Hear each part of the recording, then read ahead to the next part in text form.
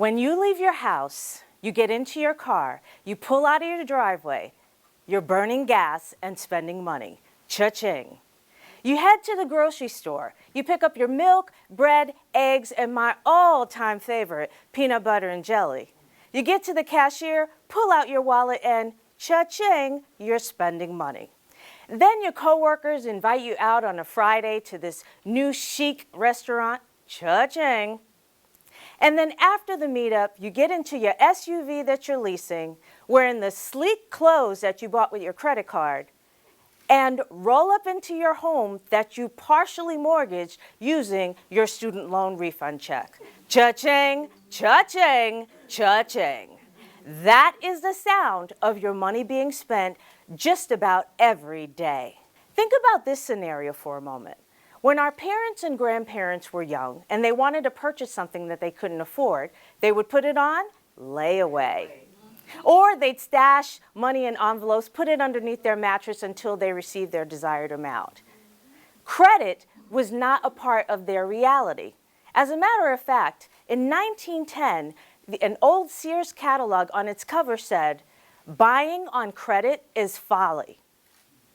And in case you didn't know this, the C in JCPenney's name stands for cash. Yes, Mr. James Cash Penney would never have credit in any of his stores while he was alive. And now today, we have Sears, who established the Discover Card, and billions of dollars of credit is being offered to consumers. The 20th century saw the development of the debt monster, and life has never been the same. Now, this is not just an American phenomenon. Uncontrolled consumerism leads to uncontrolled indebtedness, which is a global issue. Global debt is at a staggering $305 trillion, with the U.S. leading at $34 trillion. President Andrew Jackson would probably turn over in his grave if he knew how indebted America is. As a matter of fact, on January 8, 1835, he wiped out the entire U.S. national debt, the only time in history that this had been done, which is why it makes sense that National Debt-Free Day is celebrated on January 8th. Benjamin Franklin once said that the buyer, when you see pleasure, that's why people buy, as opposed to really what's happening is that you're selling yourself to what you're buying.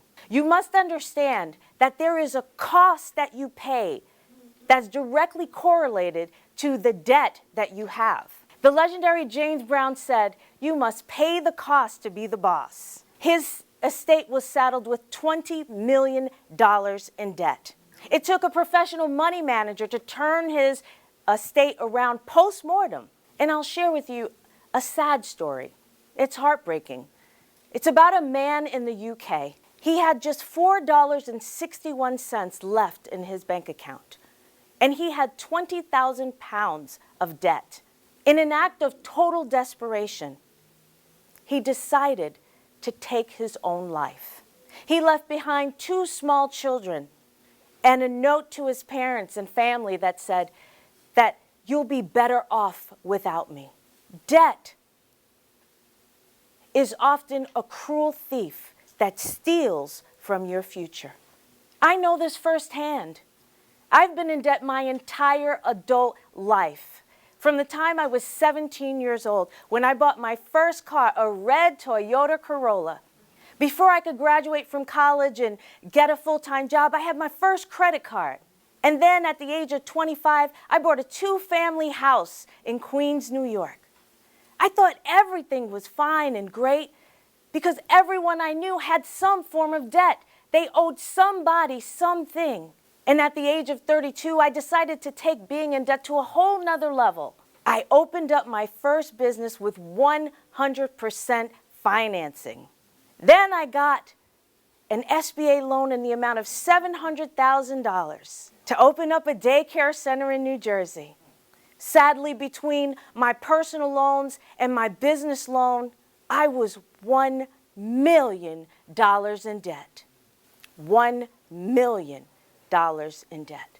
Now, you're probably wondering, Who would give credit to a 30-year-old making $60,000 in the amount of $1 million? But I guess the real question is, how did I have the notion and assume and the courage to take on $1 million in loans? In the beginning, I opened up a daycare center in New Jersey, and I thought everything was fine. It was a state-of-the-art facility, 12,000 square feet. But sadly, I learned a harsh business lesson. That location is everything.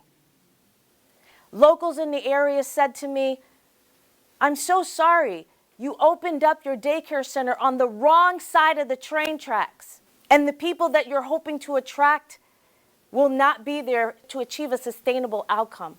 My heart sank. I put so much into the business. I was heartbroken, and I felt like a failure. I'm sure some of you know what it means or feels like to feel like you failed yourself or failed someone else. By the grace of God, someone came knocking on my door. A gentleman. He was a vice president of a daycare center chain, a national daycare center chain. He says, "I like what you've done here.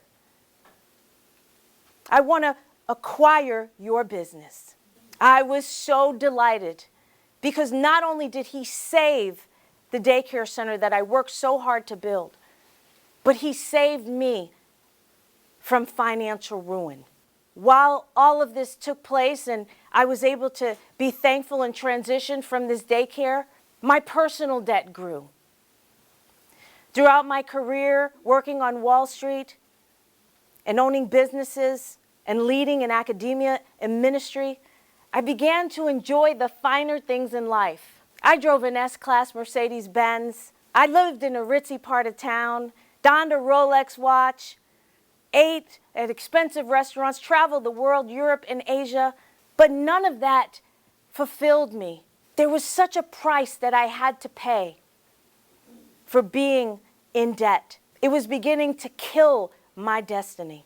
When debt knocks at your door and moves in, it often brings a trail of financial hardship and emotional havoc.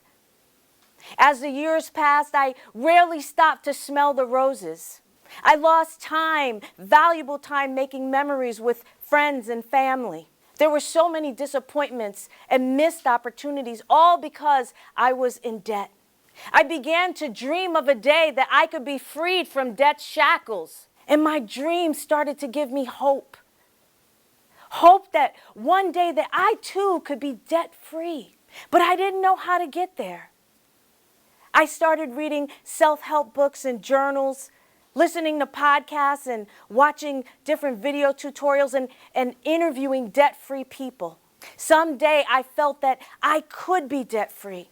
And I knew at that time that I would need something more than just the usual tactics. I needed a miracle. And one day, I got one. You'll be happy to know that as of December 5th, 2023, I became one of the 23% of debt-free Americans.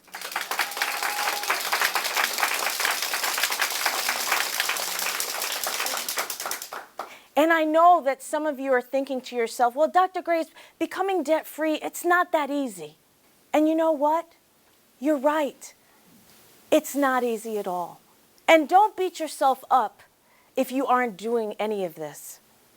I just want you to have hope that you can become debt-free.